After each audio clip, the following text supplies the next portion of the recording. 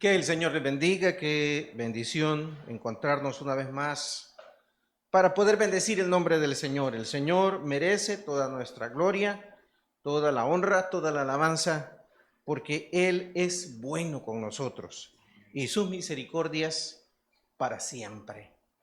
Les invito a buscar el Evangelio de el evangelista Marcos. Marcos en el capítulo 14. Marcos capítulo 14. Vamos a leer dos versículos.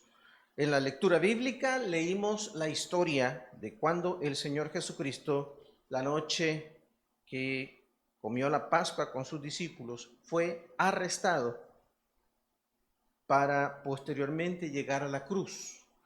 Pero en esta historia vamos una vez más a leer dos versículos.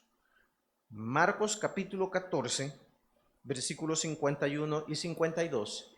Y en el momento que el hermano Roberto estaba dando los anuncios, llegaron unas peticiones de oración más por el hermano Francisco Granados y Ever Armando Villegas. Ellos están ingresados.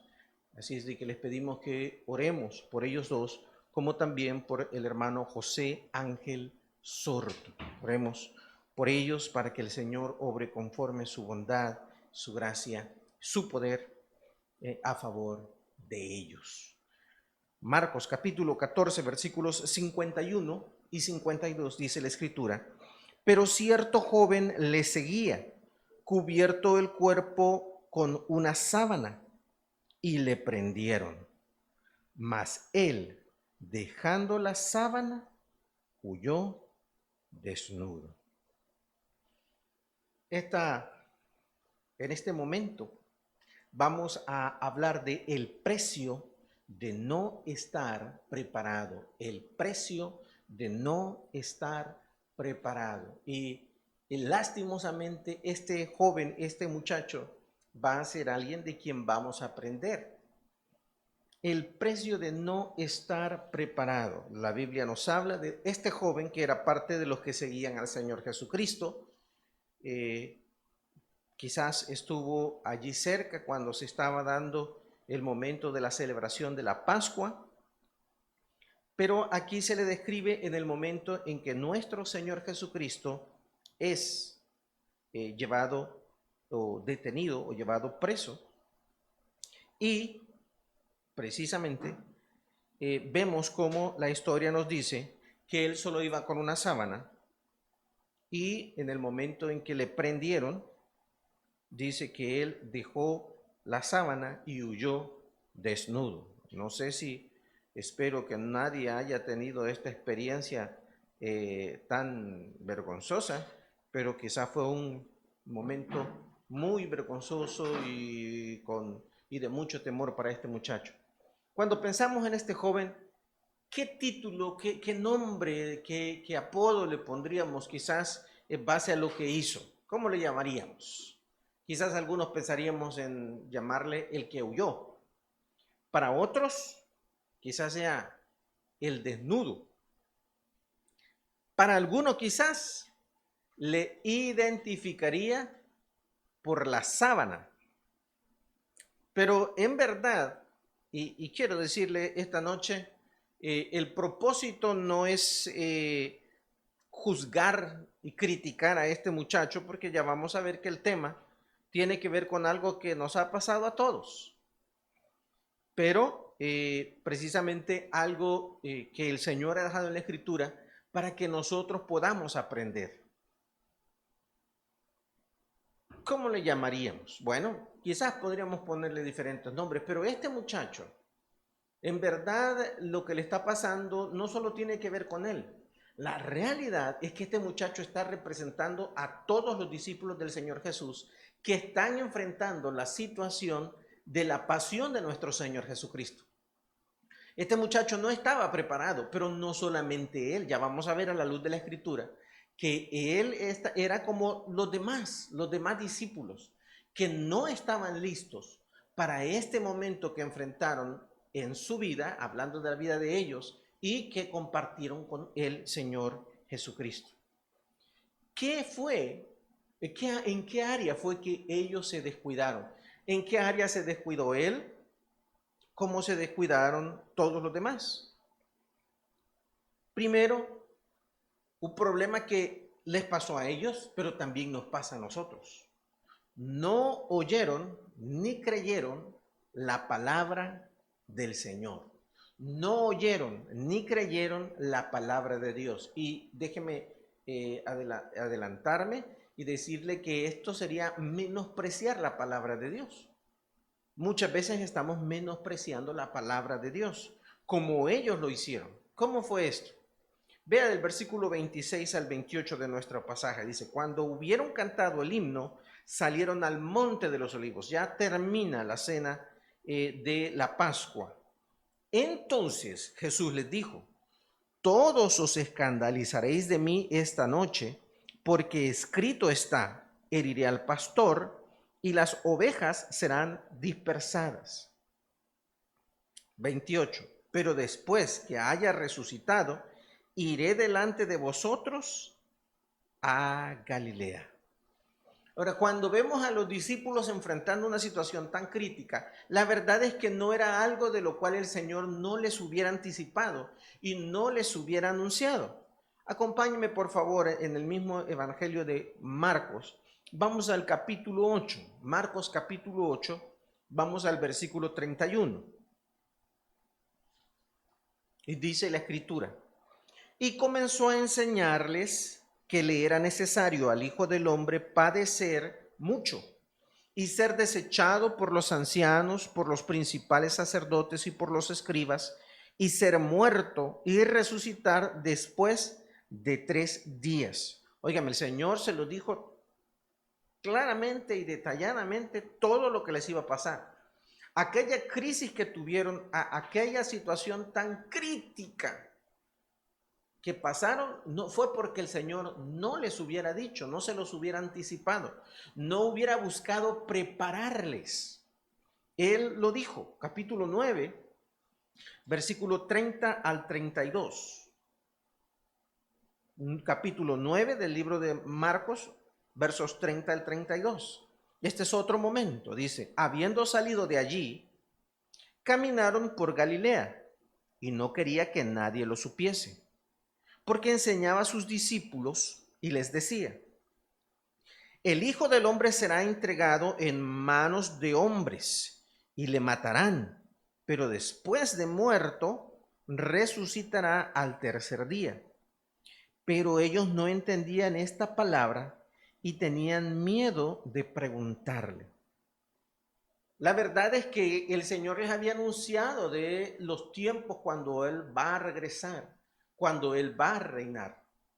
Pero no solo les habló de aquellos tiempos preciosos que vendrán, sino también de aquellos tiempos difíciles. Su corazón estaba pensando en que Él iba a reinar. Ellos no entendían porque en el plan de Dios había la oportunidad de Israel para que recibieran al Mesías, pero lo rechazaron.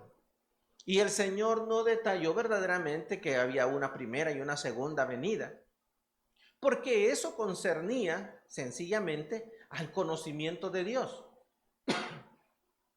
¿Cómo va a pasar? Dios habrá cosas que no nos las va a decir porque le competen a Él. Pero déjeme decirle, lo que necesitaban se los dijo. Les dijo lo que iba a pasar, pero ellos no quisieron recibirlo en su corazón. No era muy agradable. Les pareció muy incómodo para preguntar al Señor. Capítulo 10, un poquito más adelante, versículo 32 al 34. Capítulo 10, verso 32 al 34. Iban por el camino subiendo a Jerusalén, y Jesús iba delante, y ellos se asombraron y le seguían con miedo. Entonces, volviendo a tomar a los 12 aparte, les comenzó a decir las cosas que le habían de acontecer. He aquí subimos a Jerusalén, y el Hijo del Hombre será entregado a los principales sacerdotes y a los escribas, y le condenarán a muerte, y le entregarán a los gentiles, y le escarnecerán, le azotarán y escupirán en él, y le matarán, mas al tercer día resucitará. Ahora, si usted sigue leyendo, él acaba de decir cosas tremendas, pero lo que sigue a continuación es que ellos estaban discutiendo de quién iba a ser el mayor en su reino. Y ahí encontramos a Juan y Jacobo que querían pedirle que poder sentarse a la izquierda y a la derecha en el reino. Su corazón no estaba en recibir lo que él les estaba diciendo. Ellos estaban concentrados en otra parte de lo que el Señor les había enseñado. La verdad es que ellos, como nosotros, tenemos lo que necesitamos en la palabra. Pedro en la primera carta dice que, en la segunda carta, perdón, dice que todo lo que tiene que ver con la vida y la piedad nos han sido dadas a través del divino conocimiento del Señor Jesucristo, quien es el verbo viviente y quien nos dio la palabra. La Biblia tiene lo que nosotros necesitamos, pero lastimosamente muchas veces nuestro corazón está en lo que nos gusta oír. ¿Sabe cuántas veces nosotros, y es bueno, conviene, que nosotros podemos repetir el Salmo 23, el Señor es mi pastor, nada me faltará. El Salmo 91. Y los aprendemos de memoria. Y vale la pena porque es bueno recordarlo y creer lo que dice en los momentos difíciles. Pero ¿cuántas veces aprendemos los 10 mandamientos? ¿Cuántas veces tomamos tiempo para recordar lo que Pablo mandó a la iglesia, el Espíritu Santo a través de Pablo? ¿Cuántas veces aprendemos esos pasajes que nos enseñan cómo ser buenos esposos, buenos hijos? Eso ya no nos gusta. Pero sabe que si nosotros aprendiéramos esos pasajes, más que solo memorizarlos, en verdad creerlos y tomarlos y vivirlos, no tendríamos tantos problemas en nuestra vida diaria, en nuestros negocios, en nuestros trabajos. Pero ciertamente tendemos a omitir algunas verdades de la Biblia. Cuando algún predicador comienza a tocar un tema que no nos gusta, si es en la tele, lo apagamos, lo cambiamos. Si estamos en el templo, comenzamos a tomar el celular y a hacer diferentes cosas. Si tiene que ver con esas cosas que hablan de nuestros defectos y las cosas equivocadas que hacemos, entonces ya no queremos oírlo. Es importante que nosotros estemos dispuestos a tomar toda la palabra de Dios y que entendamos que la palabra del Señor nos va a preparar para los momentos difíciles. Toda ella, todo su consejo. Habrán partes que quizás no sean muy agradables, pero esas partes, ese consejo, esa instrucción del Señor nos va a servir en algún momento de nuestra vida. Primero, ellos, como muchas veces lo hacemos nosotros, no oyeron ni creyeron la palabra de Dios. La segunda cosa es que confiaron en sí mismos. Ellos confiaron en sí mismos.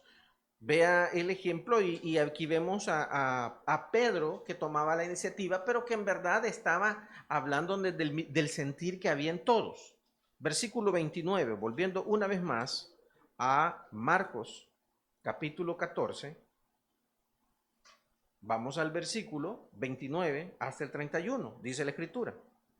Entonces Pedro le dijo, aunque todos se escandalicen, yo no. Y le dijo Jesús, de cierto te digo que tú, hoy, en esta noche, antes que el gallo haya cantado 2 veces, me negarás 3 veces. Mas él con mayor insistencia decía, si me fuere necesario morir contigo, no te negaré. También todos decían lo mismo. Mire qué triste es que muchas veces nosotros comenzamos a criticar a otras personas. Ese hermano fulano, y miren que anda en tal pecado y tal cosa. La Biblia dice que mejor no juzguemos porque luego nos van a juzgar con la misma medida. Y muchas veces de lo que nosotros hablamos, cuando la vida sigue y continúa, de esas cosas que hemos criticado a otros duramente, nosotros luego pasamos y también nos llenamos. No vale la pena juzgar porque el juzgar a otros habla de una presunción y orgullo de nuestra parte. La verdad es que más que hablar de otras personas, el peligro es que nuestro corazón se está inflando y creemos que nosotros no podemos caer. La Escritura dice, el que piensa estar firme, mire que no caiga. Tenemos que tener cuidado. Pedro estaba seguro. ¿Y sabe cuál fue el grave error de Pedro? Como lo es también para nosotros. Es que el Señor nos advierte y nosotros pensamos que no nos puede suceder. Si el Señor lo dice, es verdad. Si el Señor nos advierte de nuestra debilidad, de nuestras flaquezas, de nuestro orgullo, vale la pena que lo tomemos muy en cuenta, porque Él es verdadero y Él no se equivoca. Pedro, lastimosamente, pensó que estaba listo, y él estaba listo porque él andaba una espada que luego usó. Él estaba listo carnalmente, pero no estaba listo espiritualmente. Debemos pedir al Señor que nos ayude en las debilidades para poder presentar batallas espirituales para vencer. Este muchacho quizás pensó, otra reunión con el Señor, no voy a necesitar mucha ropa, es suficiente la sábana. Pero en el momento crítico tuvo que salir huyendo desnudo porque no se preparó. Esta tiene que ver y nos enfrenta con que debemos estar listos para reconocer nuestras incapacidades, nuestras flaquezas, nuestra insuficiencia. Debemos depender del Señor y de la provisión del Señor. Por favor, acompáñenme en la escritura a la segunda carta del apóstol Pablo, segunda de Corintios, capítulo 3. Pablo, humanamente hablando, era un hombre muy, pero muy capaz. Pero ¿sabe? En el Señor aprendió que la verdadera capacidad para los momentos duros y difíciles, el que la tiene es el Señor, y Él es el que nos da el poder y la capacidad para poder salir adelante. Segunda de Corintios, capítulo 3, versículo 4 al 6, dice: y tal confianza tenemos mediante Cristo para con Dios. No que seamos competentes por nosotros mismos para pensar algo como de nosotros mismos, sino que nuestra competencia proviene de Dios, el cual asimismo nos hizo ministros competentes de un nuevo pacto, no de la letra, sino del Espíritu, porque la letra mata, mas el Espíritu vivifica. Hermanos, en los momentos en que ya parezca que ya estamos hundidos, tenemos que recordar, Dios nos va a dar las fuerzas y nos va a dar la capacidad porque lo ha prometido. Solo si nosotros aflojamos, solo si nosotros dudamos, es que ya Él no puede hacer más porque le cerramos la oportunidad. Pero mientras nosotros sigamos desconfiando de nosotros mismos y confiando en Él, las pruebas, las tentaciones van a pasar porque Él nos va a sostener. Tenemos que poner la mirada en Él. Los hombres nos van a fallar. Nosotros vamos a fallarnos a nosotros mismos y vamos a fallar a otros.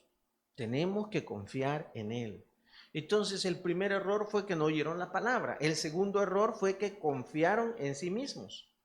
Pero el tercer error es que no se prepararon en oración. Vea los versículos, volviendo a Marcos capítulo 14. Marcos capítulo 14. Vamos a los versículos 32, 35, 37 y 38. 32 dice: vinieron pues a un lugar que se llama Getsemaní y dijo a sus discípulos: sentaos aquí entre tanto que yo oro. Y tomó consigo a Pedro, a Jacobo y a Juan, y comenzó a entristecerse y a angustiarse. Versículo 35 dice: yéndose un poco adelante, se postró en tierra y oró que si fuese posible pasase de él aquella hora. Versículo 37. Vino luego y los halló durmiendo y dijo a Pedro: Simón, ¿duermes? ¿No has podido velar una hora? Velad y orad para que no entréis en tentación. El espíritu a la verdad está dispuesto, pero la carne es débil. La oración es una gran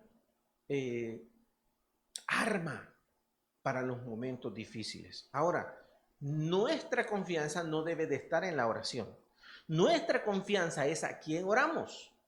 Pero cada vez que hablamos con Él, Él nos ha prometido que nos escucha. Y eso es lo que le da sentido a la oración. Que Él está oyendo.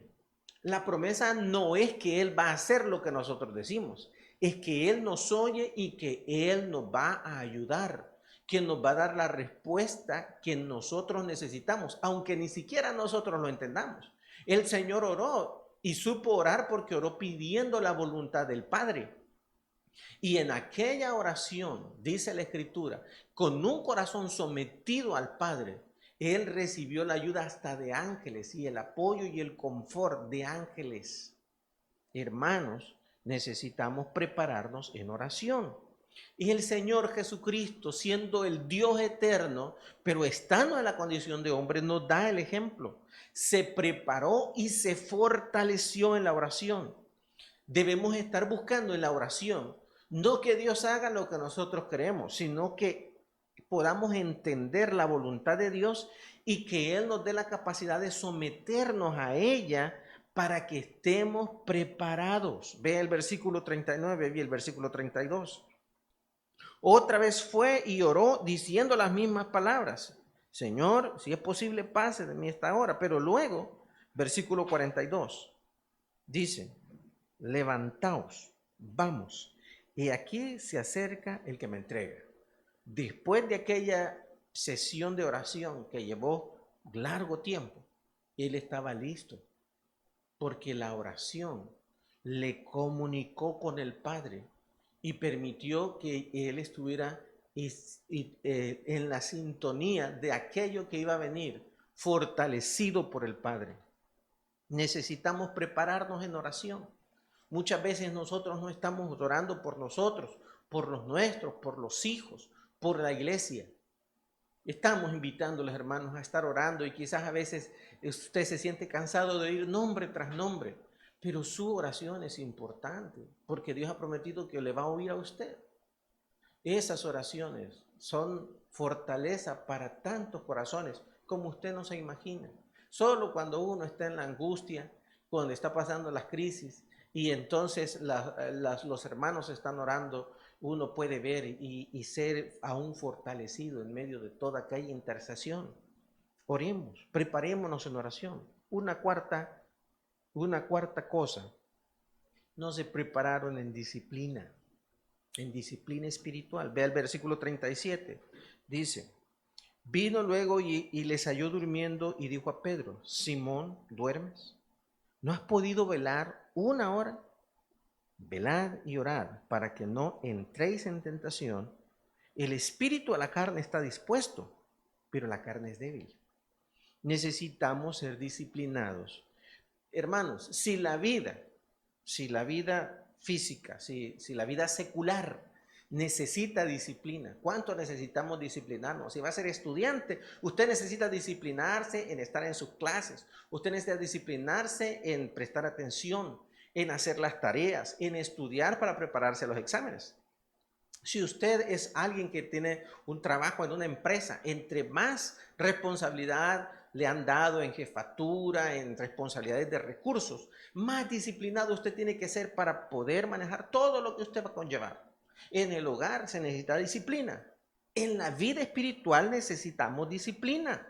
El Señor les habló de que ellos aprendieran a tener la disciplina para orar, para leer la Biblia, para ofrendar, para servir al Señor. ¿Cuántas veces muchos quizás tenemos el deseo de servir al Señor, pero a las primeras de cambio ya algunas cosas pasan y desistimos? Necesitamos tener la disciplina de obedecer, la disciplina de vivir, de practicar, de recordar los principios bíblicos y hacerlos prácticos en la vida. Si estas cosas no están presentes, entonces nuestra vida espiritual, es débil. Mire el consejo de Pablo a Timoteo, en 1 Timoteo capítulo 4, versículo 7. 1 Timoteo capítulo 4, versículos 7 y 8. Como físicamente, si usted quiere estar bien físicamente, tiene que abstenerse de algunas cosas que son perjudiciales en la dieta, en lo que comemos. Pero hay que hacer algunas cosas, dice la Escritura. Desecha las fábulas profanas y de viejas. Ejercítate para la piedad, porque el ejercicio corporal para poco es provechoso, pero la piedad para todo aprovecha, pues tiene promesa de esta vida presente y de la venidera. Ejercicio espiritual. Necesitamos tener preparación espiritual, disciplina en las áreas espirituales. Y una quinta cosa, no se prepararon en el discernimiento. No se prepararon en el discernimiento. Vea en el capítulo 14, versículos 18 y 19.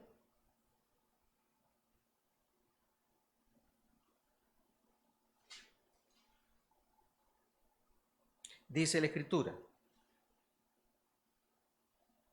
capítulo 14, versos 18 y 19. Y cuando se sentaron a la mesa, mientras comían, dijo Jesús, de cierto os digo que uno de vosotros que come conmigo me va a entregar.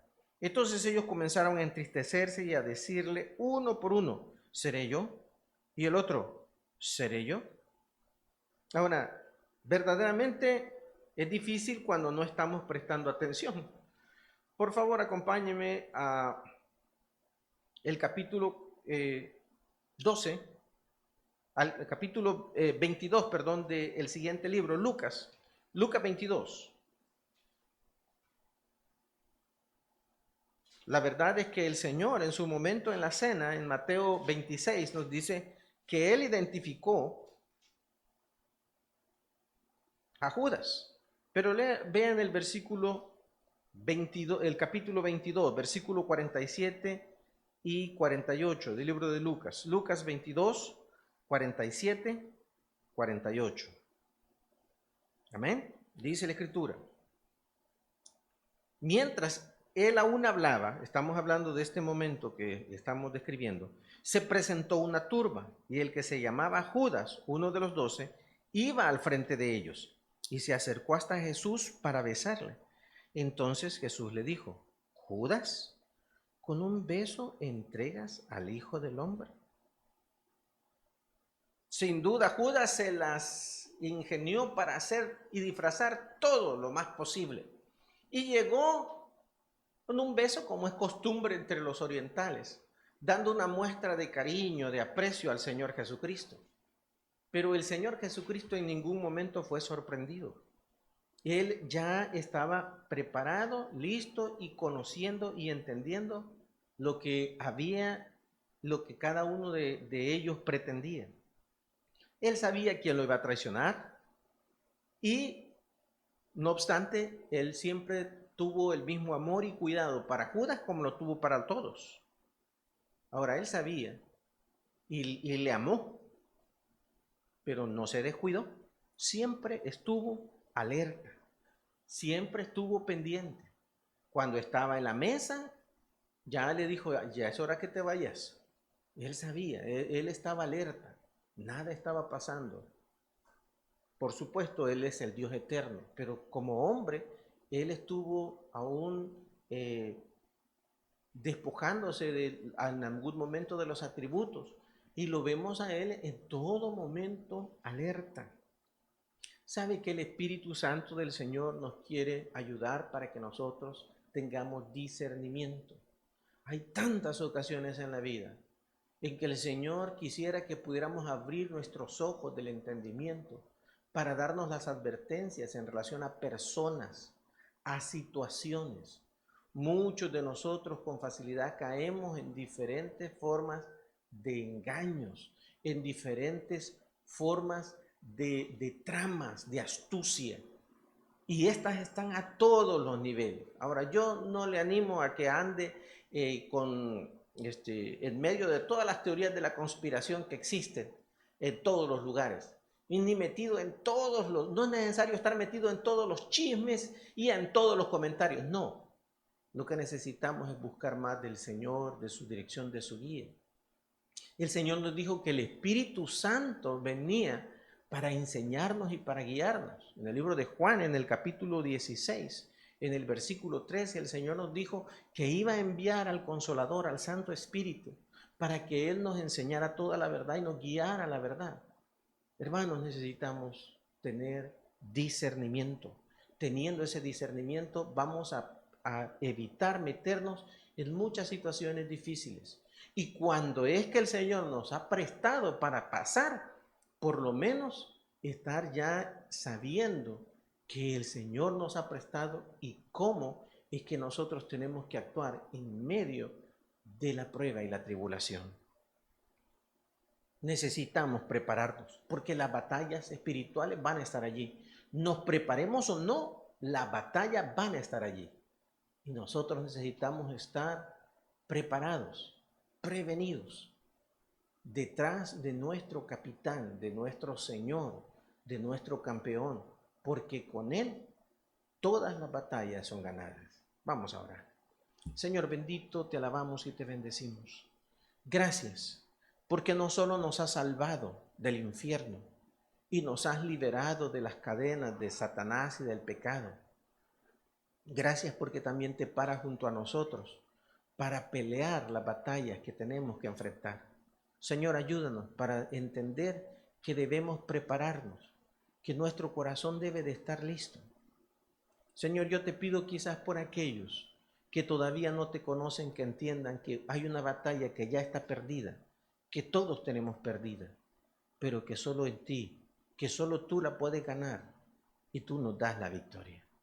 Mientras oramos, yo quiero preguntarle, ¿tiene usted a Cristo en su corazón? Porque la Biblia dice que todos los seres humanos tenemos una batalla que ya perdimos, la batalla contra el pecado. Todos pecamos, somos pecadores, y una vez que fuimos vencidos, la consecuencia de nuestra derrota es el infierno por la eternidad. Pero la Biblia dice que hubo alguien, y es parte de la historia que vimos, que vino y enfrentó a Satanás, el pecado y el mundo, y lo venció en la cruz.